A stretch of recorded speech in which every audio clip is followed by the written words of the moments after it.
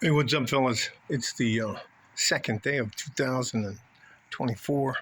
Um, it's about 5 o'clock. Well, it's not even close to 5 o'clock. It's like 4 o'clock, but I guarantee you in less than an hour, it'll look like somebody shut off the lights here.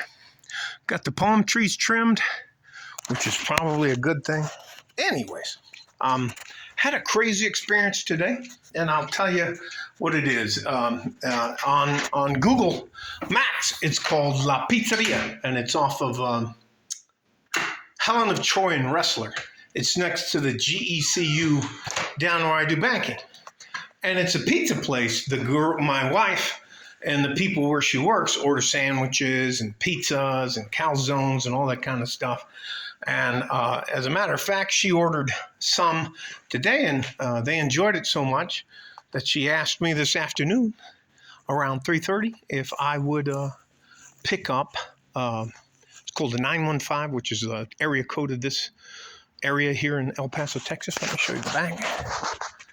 A calzone and some cinnamon and sugar dipping sticks. It's just bread. Anyways, doesn't matter. Show you the back. So anyways, she asked me if I would go and order that and bring it back. And I was like, yeah, no problem.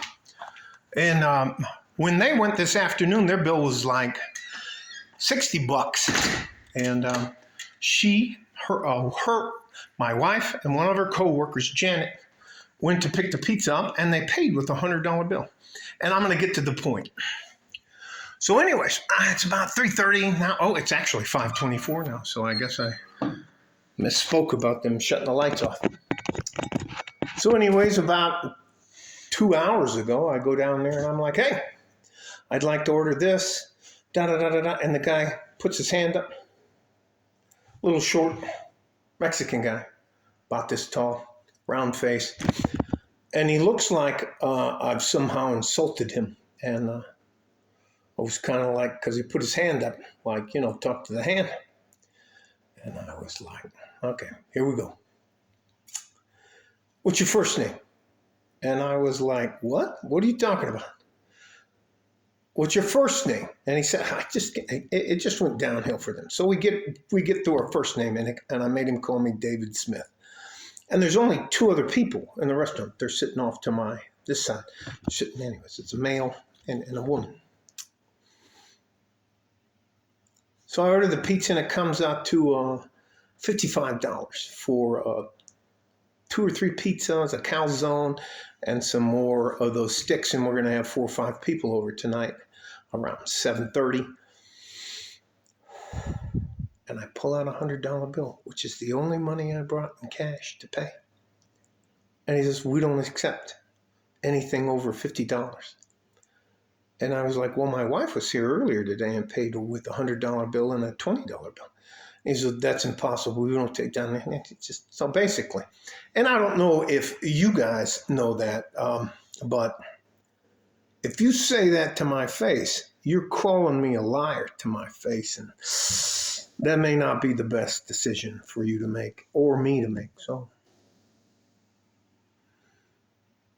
he told me not only could I not have the pizza, but he wouldn't accept my cash.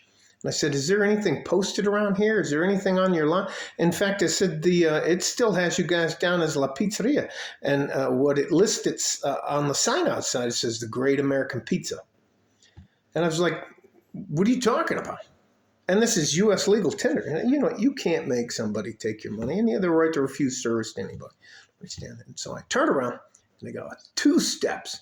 And I got like 2 more steps to get to the door, to push the door open, to walk out. And he calls me a pinche gringo. And I don't think a lot of people, by looking at me, and I'm actually a big guy. And I turned around and I said, ¿Qué tú me dijiste, puto? And that's, what the fuck did you say in Spanish? Whore. Well, anyways, and his eyes got real big. And he was like, ¿Cuál es tu problema? Yo solo quieres ordenar un... Anyways, I just stopped.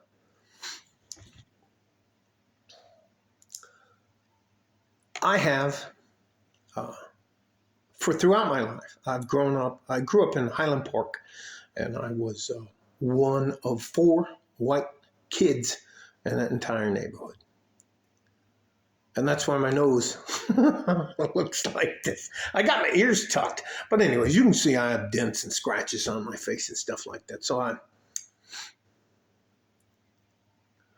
And then my first wife was mestizo, and my wife now is an Apache, Native American, Mexican woman. Good traditional woman, just good family, whole 9 yards. But if you don't think that white people, especially white men, have to pay a price for something we didn't have anything to do with, it's racism. And it doesn't matter the color of your skin if it's racism. And I am less than 12% of the population down here. And normally I don't have any problems, but I cannot tell you how I let that guy get under my skin. Anyways.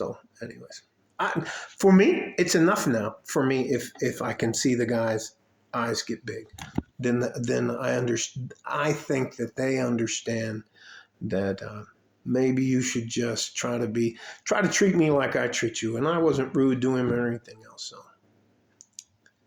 well, I don't think we'll be going back there for pizza.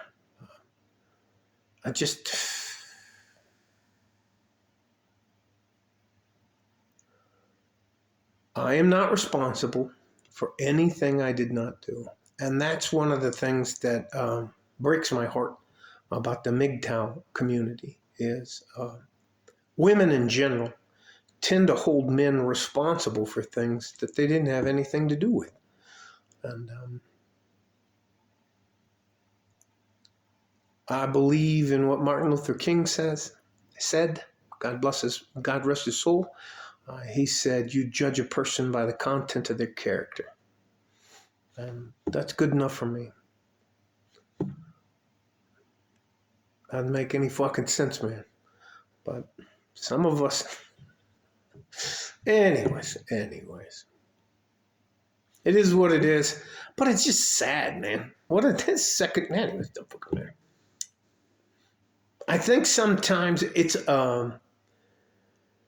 if someone has been mistreated by somebody who looks like me and they get a chance to get back, I think they think they're getting back at the collective by getting back at somebody like me.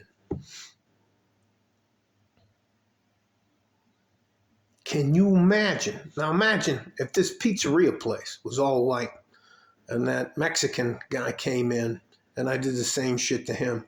I'd be on the fucking news tonight. Racist white fucking piece of shit. No, anyways. Again, I'll say this, and I don't mean this anything than other what it is. We are not guilty of anything you or me did or didn't do. If I didn't do it, I didn't have anything to do with it. It doesn't matter your skin color, your ethnicity, how you self-identify. That doesn't fucking matter to me. Your actions are what matter to me. You're not responsible for something that happened 100 years ago, or 50 years ago, 10 years ago, or what happened to this guy. But can you? All right, I'll tell you one more thing. Can you tell I went to the Borderland Brawlers today? I got back in there, and I decided I'm having trouble breathing a little bit. I tried to box today, and if you can't tell, my nose is a little red. I put ice on it. Anyway, it doesn't matter. I got a lot of Vicks up inside my nose. Bled a little bit. And because of my size, I have to fight with the heavyweights.